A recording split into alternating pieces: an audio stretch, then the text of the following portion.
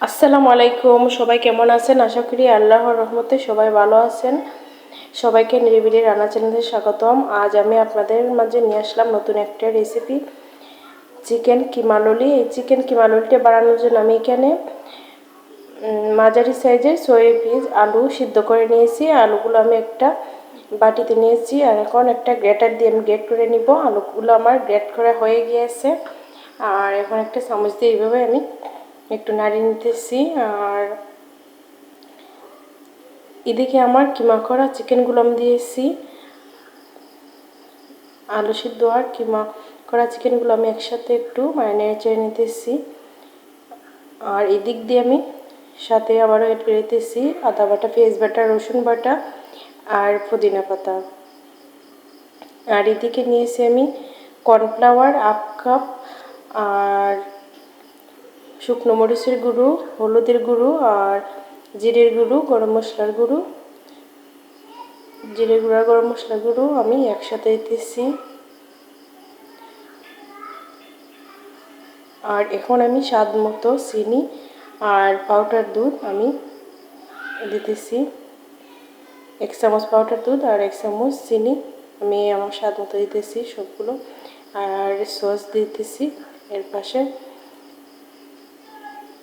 এখন আমি সবগুলো উপকরণ একসাথে মিক্স করে নিব। আর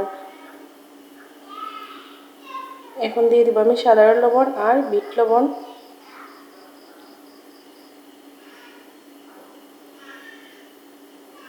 এখন আমি আবারও বিট লবণ দিয়ে আমি একটু মেখে নিব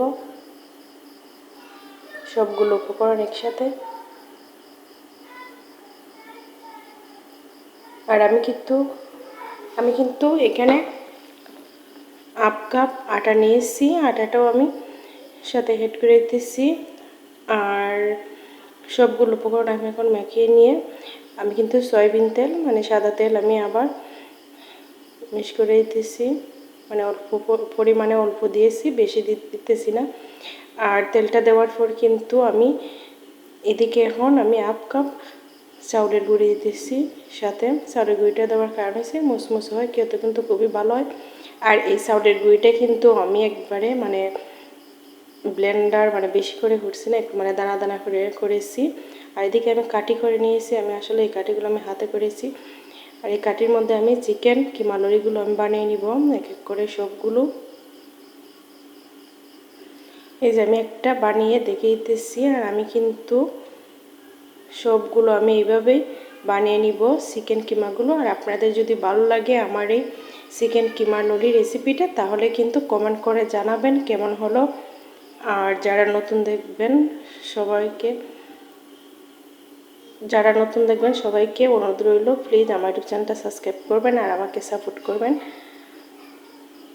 এই যে আমি সবগুলো আমি অফ ক্যামেরায় বানিয়ে নিয়েছি চিকেন কিমা ললিগুলো।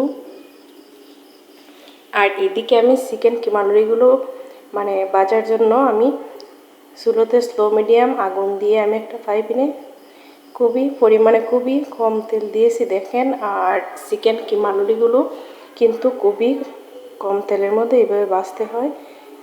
এই যে আমি এক করে দিয়ে দিলাম ফ্রাই প্যানের মধ্যে। ফ্রাই প্যানটা কিন্তু গরম হয়ে গিয়েছে। আমি সবগুলো চিকেন কিমা ললিগুলো আমি দিয়ে দিয়েছি ফ্রাই প্যানের মধ্যে। এক পিসটা আসলে ভাজা হয়ে গিয়েছে, আমি এভাবে উল্টে নিতেছি। আর এই চামচ দিয়ে কিন্তু উল্টে নিলে ভালো হয়।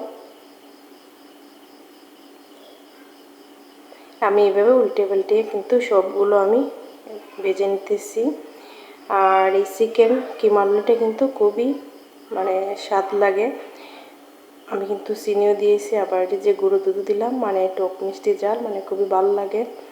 আর আমি সস দিয়েছি, আসলে এই সসটা কিন্তু আমি বাসাতে নিজে বানিয়েছি। সসের সাথে কিন্তু আছে তেঁতুলের টক, এই জন্য খুবই ভালো লাগে। চিকেন কিমা ললির মধ্যে দিয়েছি টক মিষ্টি জাল লাগার জন্য। এভাবে করলে কিন্তু খুবই ভালো লাগে। এই যে আমি এক এক করে সবগুলো আমি এইভাবে ভেজে নিতেছি। আর দেখেন ফ্রাই প্যানের মধ্যে তেলটা পরিমাণে খুবই কম। এইভাবে কিন্তু চিকেন কিমা ললিগুলো আমি ভেজে নিব। আর এদিকে আমি একটা বাটির মধ্যে আমি সস নিয়েছি, আর সসের মধ্যে কিন্তু এখন আমি ভাজা যে কি চিকেন কিমা ললিগুলো আছে আমি আবার এইভাবে ডুবিয়ে নিয়ে আমি আবার ভেজে নিব। এই যে আমি এখন আবার হালকা করে ভেজে নিতেছি। আসলে এইভাবে কিন্তু চিকেন কিমা ললিগুলো বানালে খুবই ভালো লাগে আর স্বাদ লাগে। এইভাবে কিন্তু চিকেন কিমাগুলো মানে ভেজে নিলে খুবই স্বাদ লাগে। এভাবে আপনারা কিন্তু বাসাতে বানিয়ে মানে ট্রাই করে দেখতে পারেন। আর লাস্ট মুহূর্তে দেখেন আমি এখানে পুদিনা পাতাগুলো আমি কুচি করে নিয়েছি, আর সাথে আমি ঘি দিয়েছি। পুদিনা পাতা আর ঘি আমি একসাথে মিক্স করে আমি এখন চিকেন ললিগুলোর উপরে আমি দিয়ে দিতেছি। দেখেন কত সুন্দর হয়েছে আর দেখতে কত লোভনীয় হয়েছে। আসলে খেতে কিন্তু খুবই দারুণ স্বাদ। আর ভালো থাকবেন, সুস্থ থাকবেন। আল্লাহ হাফেজ।